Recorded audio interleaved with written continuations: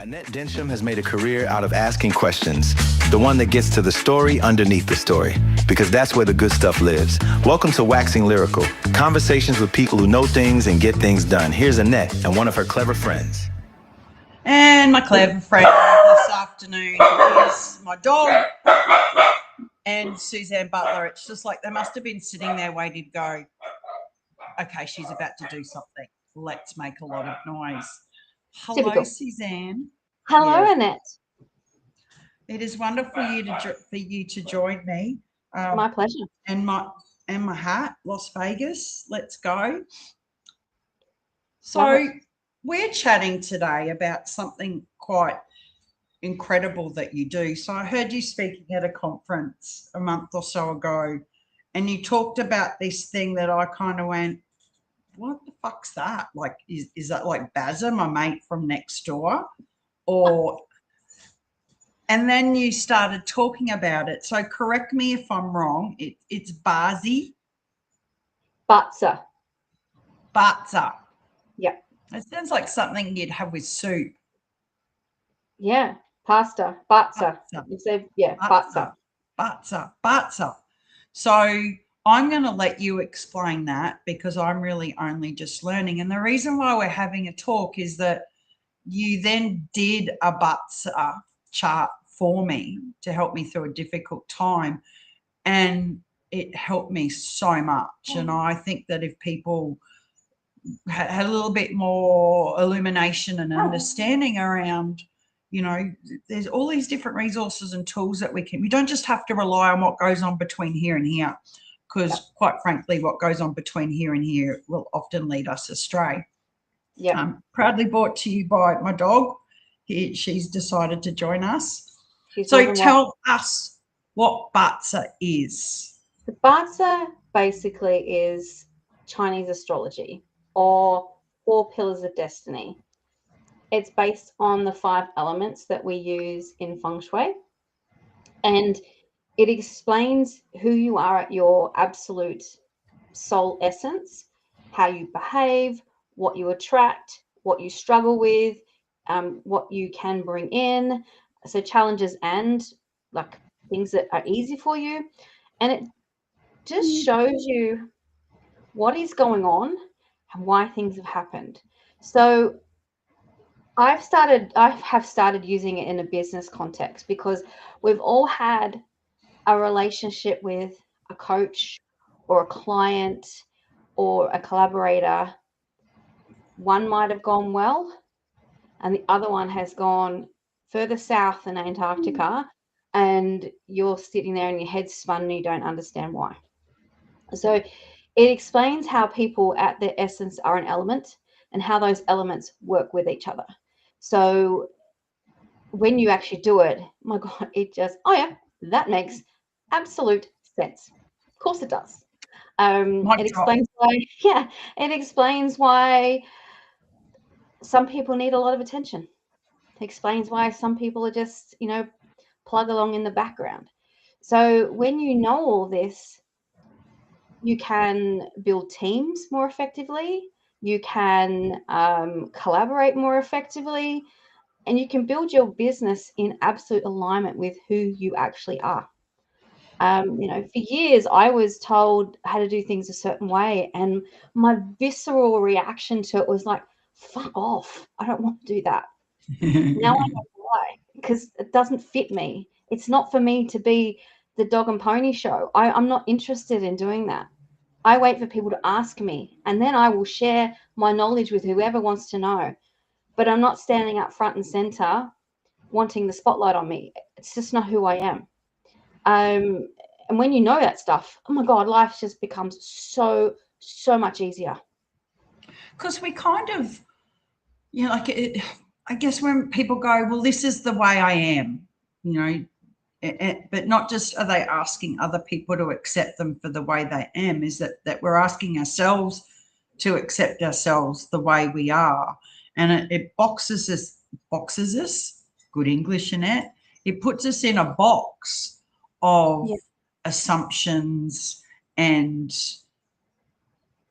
just acceptance that nothing really changes And yeah, and I think I find as I get older that that's really limiting, because our brains are plastic, is that we can change, we can do things differently, but we're not actually taught how to understand ourselves and understand our actions. We're kind of like an avalanche, like someone says something horrible to you, and we fall back into patterns of behavior that have been built through our childhood and experiences. Then we just avalanche down until we get to the bottom and we go, oh, well, I must be a complete not a dickhead or a horrible person, or I'm not good at business, or I'm not good at that. Yeah. How do we encourage people to step outside of just accepting this is the way that they are, and using things like BaZi, and I guess there's lots of other tools that you can use on self-discovery. I think being curious is the biggest thing. Like, there's always something to learn about yourself, and that's what I found, especially the last 2 years, is I practice feng shui. That's my business. That's what I do. But through that, I've worked out that there's other things I need to work on. My environment is supporting me, but things are coming up I haven't dealt with. So, I go and have Reiki sessions or kinesiology sessions, or I go to a sound bowl healing, or I have therapy. I go and do a numerology course, or learn a bit about my numerology. I do my human design. And all of these things allow you to start understanding yourself a bit better, because they're all right. They're all correct. We just have to, okay, well, that's a little piece a little nugget there I've learned about myself. That makes sense. That little nugget over there, that makes sense too. So when you bring it all together, you just start having a full, deeper understanding of yourself, and you're able to accept things as they come, accept how you react to things, but also not just accept how you react to things, but preempt it and see it's coming, and like, okay, I'm not going to do that. Because a lot of time, if we react to something and in a negative way, then we triggered. Oh, everyone's triggered. Well, are we triggered, or is it just something we're not dealing with, and it's our responsibility to deal with that? Like, for me now, when something happens, I acknowledge it. Oh, okay, that's interesting that's happened to me. Why I've reacted in that way. Why has that happened? That's happened because of this, this, and this. Okay, move through it. So it's acknowledging who you are. It's acknowledging what you are and what your strengths and weaknesses are.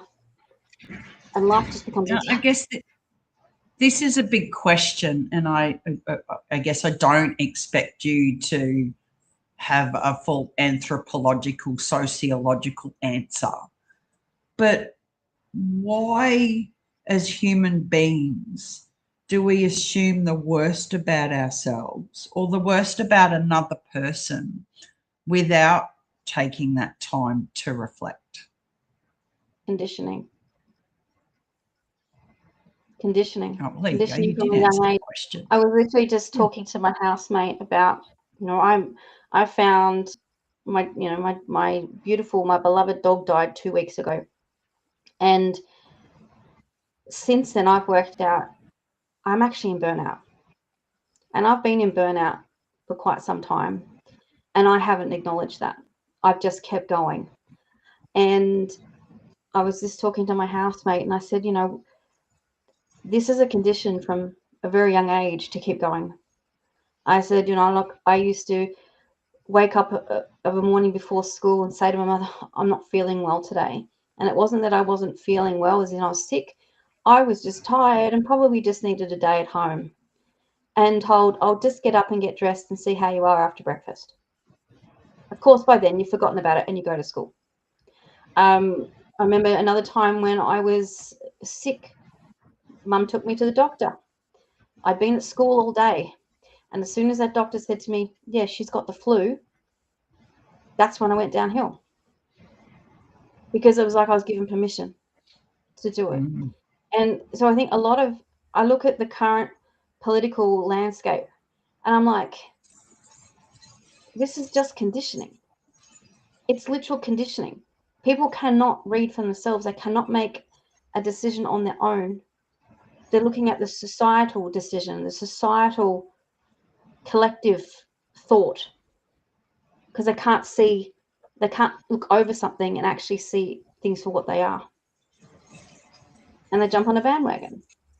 So when it comes to ourselves and us not being good enough, it's literal social conditioning. We've watched our parents say they're not good enough, and it's wrong to say that we're wonderful, and it's wrong to acknowledge ourselves in a way that, oh, she's just big noting herself, or she's too big for her boots, or she's too much, or it's literal social conditioning. Yeah, it's like, and how do you fight that besides, using these resources and tools and people with amazing skills like you do? What's that for? What do you find's the first step for someone who goes, you know what? I'm sick of responding like this. It's not serving me well, and I'm not happy, and I just want life to be different. I think until they acknowledge that it isn't the right way to go about life and it is making them miserable, until they make that decision, nothing will help them.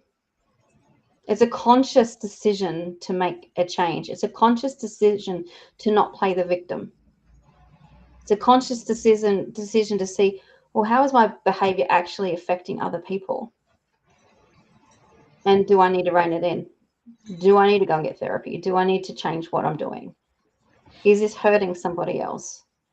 I look at, I don't have kids. I've never been pregnant. And I just see the whole abortion debate at the moment. It's like, if you don't want an abortion, don't have one. Yeah. It's got nothing to do with me, what you do with your body, or, and just the incorrect and false rhetoric going around about it. It's like, can you just shut your pie hole? You have no authority on the matter. Stop it. Because a big, obviously you can't avoid it at the moment, because it's in almost every news feed, and on, almost every second post I read is something that's going on in Australian politics. And I went viral last week about it, darling. Did you know? I did see that. Yes. How dare I have an opinion?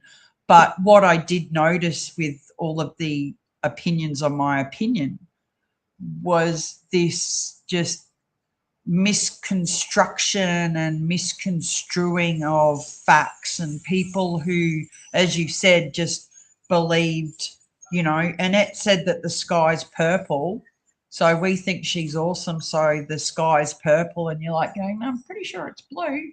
And they'll argue with you till they're blue in the face. Yeah. And you're sitting there and you're going, well, like, where do you come from to be able to say that? And it infuriates me. I had one of my friends comment. I can't remember exactly what it was about. It was about the government, and she was actually it was very common sense.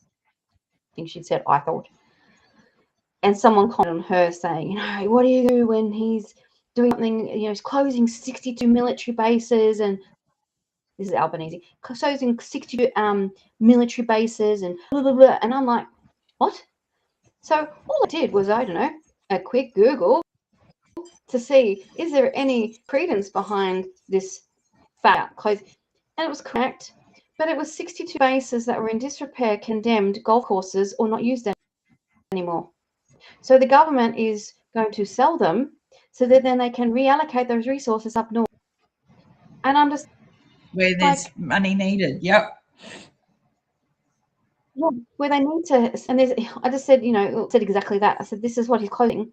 Like places like Laverton in Victoria that you haven't been able to live in for the last 20 years, and no one's even working there anymore. And he was, I'm an ex-veteran. I'm just a retired veteran of 20 years. I think I have a knowledge on the situation. I just responded with, you might have knowledge, but you're not educated. Because he hadn't even educated himself. What it even was. Yeah. And isn't it fascinating that there is actually, like at no other time in history have we had access to so much information and the ability to actually go and find the facts, you know, like there's Hansard, there's Bureau of Statistics, you know, like there's a lot of research, and yet people go, oh, well, this is like, I had one guy say to me that the current government's anti-women and they've done nothing for women. And I went, oh, except they're only the first female majority government in the whole of Australian history. Like, that's certainly not pushing the case forward for, you know, female empowerment. And putting menopause clinics together. Okay. Yeah, and money into endometriosis, and, you know, millions of dollars into domestic violence leave, and more money into childcare, and more money into this and these programs and these programs.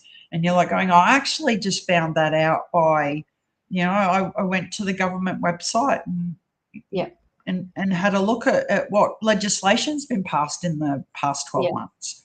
Like that's not a lie. That's not me going, well, I'm going to go to the Labor Party website because they're just going to tell me what I want to hear. And I guess that's, you know, if we bring it back to what you do, is that when you better understand yourself, then you realise what you're vulnerable and what you're open to in terms of being persuaded or being misguided by other people. Because if you can recognise in that, like, I'll bring it back to the example that, you know, you did for me, is something happened, someone was saying untrue things about me, and I took it really personally, and when I went down a bit of a rabbit hole and went, but what did I do wrong? And you sent me my chart, and I read it and I went, oh, I'm responding that way because that's the way that I'm made up, and that person's responding that way because that's the way. And I put it together, and it was like, it was so comforting, because one, I kind of went, oh, I sound like a pretty cool person. Well, you are. Two, that's a fact. You just needed to be there. That was the catalyst, is you were just there. It wouldn't have mattered what you did. You were just there at the time, and that's how it's why they responded. Why you do? You're confident in what you do, and it dimmed their light, and they didn't like it.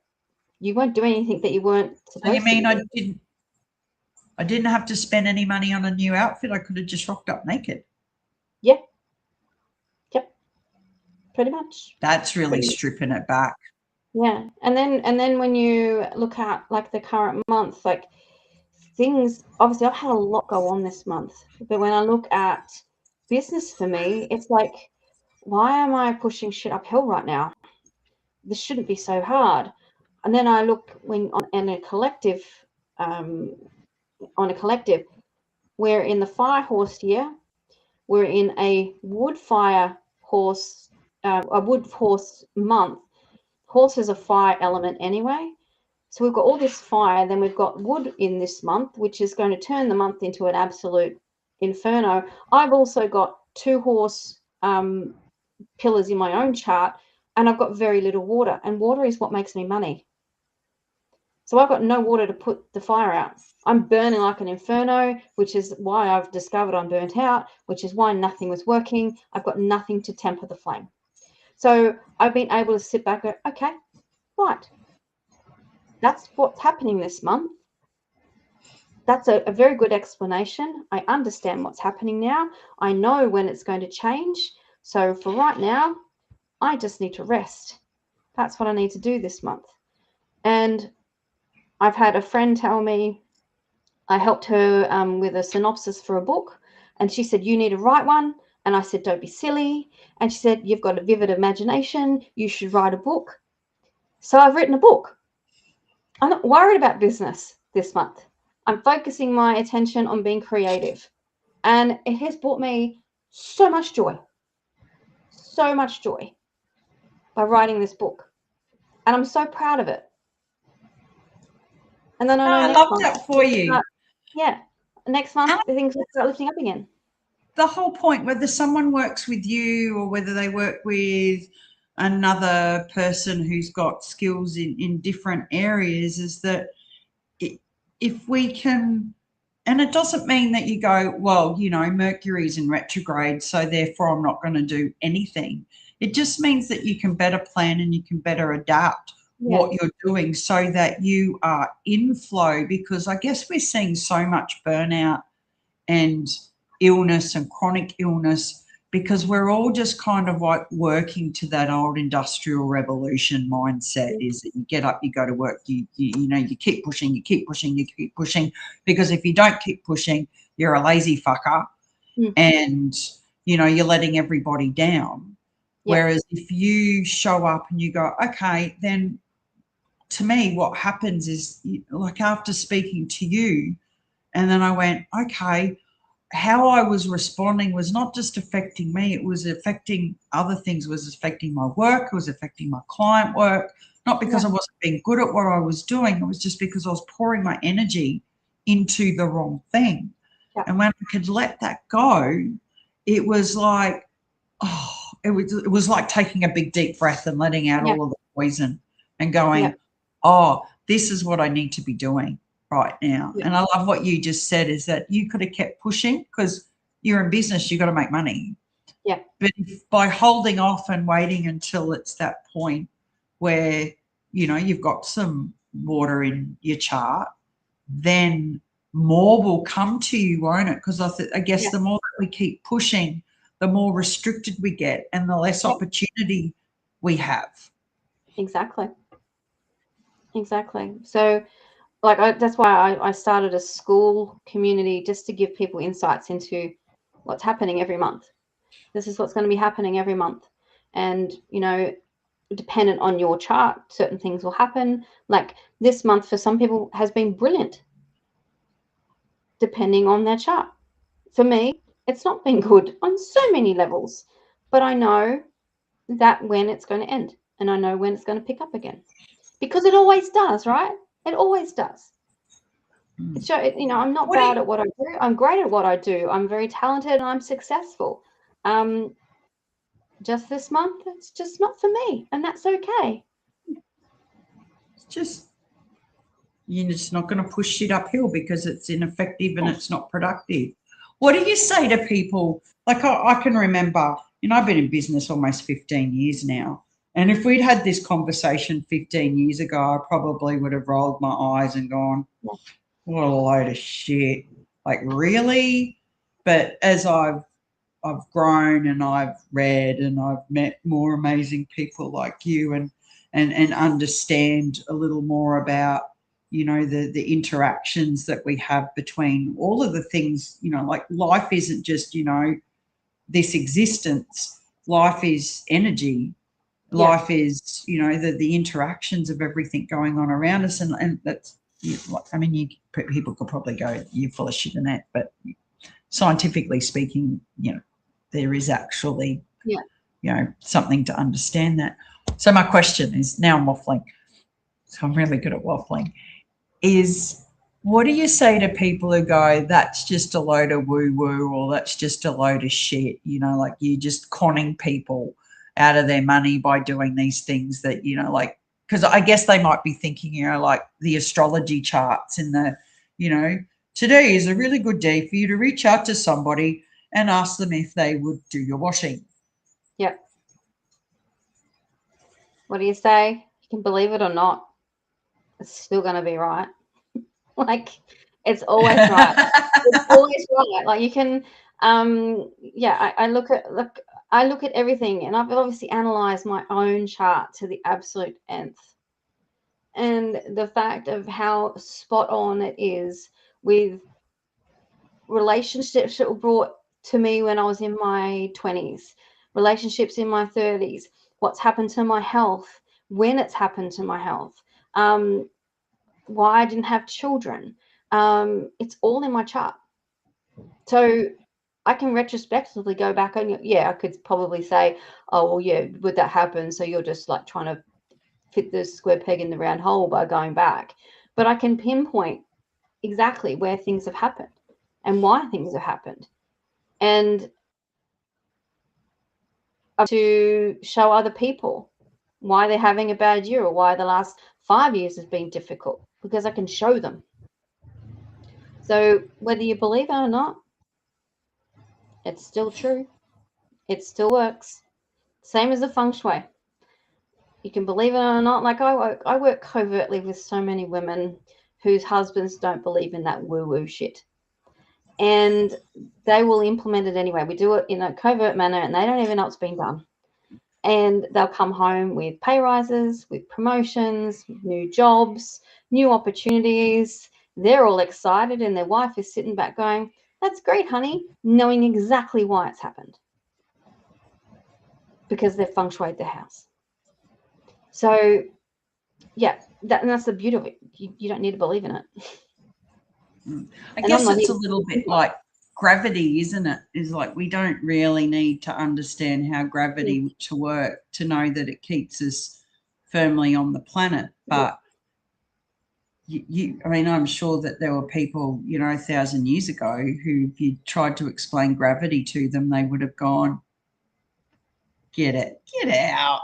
No way, that's not true. Exactly. Or space travel or things like that. So it's quite fascinating, isn't it, how what we'll believe and what we don't. Like, to me, I go, religion, I find that really hard to believe. But then I guess as I've gotten older, it's like, actually I do understand, because it really is what they're ultimately looking for, just doing so good with words today, looking for is an understanding of their place in the universe, and that, how we're all connected and what that looks like.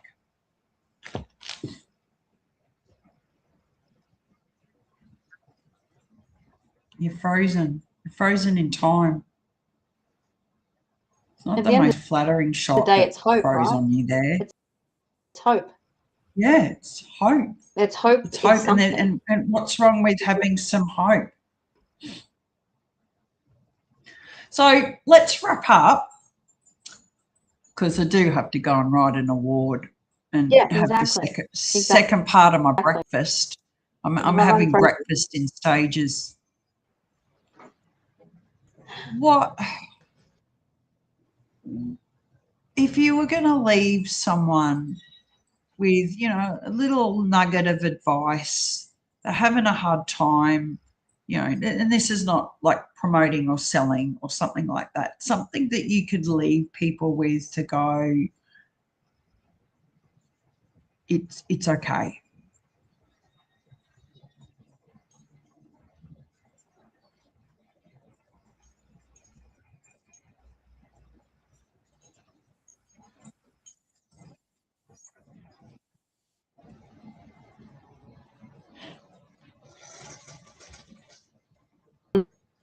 Watching and goes, "What's a day master?" Just get in contact. I'll explain it all. And I know that she will very generously explain it all. But once you know the amazing day Suzanne, master, which is one of the 5 elements, which is either yin or yang. So there's 10 options. One sense will make sense. You hear me? No, see, I don't know whether it's glitching your end or glitching my end. Someone's glitching. The old me would have been like going, "Oh my God, it's not going to be perfect, and it's glitching." And I just kind of figure, well, eventually I'll work this out. I'm not here to be perfect. There's no such thing, but, it is what it is. This is what we've got. But we're not getting the end of what you're saying. So what I might get you to do is getting a message across. Yeah, it's like, what is going on is that when this goes, it is on Facebook, it's going live, but go and find the post and just put what you were going to say in the comments, unless, of course, you can get it out now while you're not glitching. And when you find out your data, it explains so much. So It's glitching again. You beat. if you want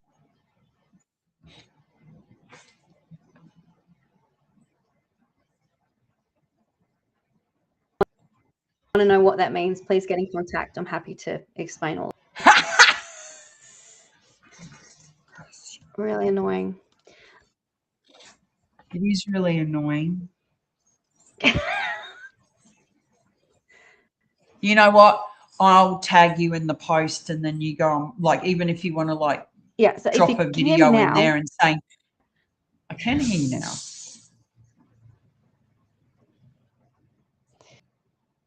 I don't know. I don't know what's going on. The world's playing games with me. No. Yeah, bastard. Rude.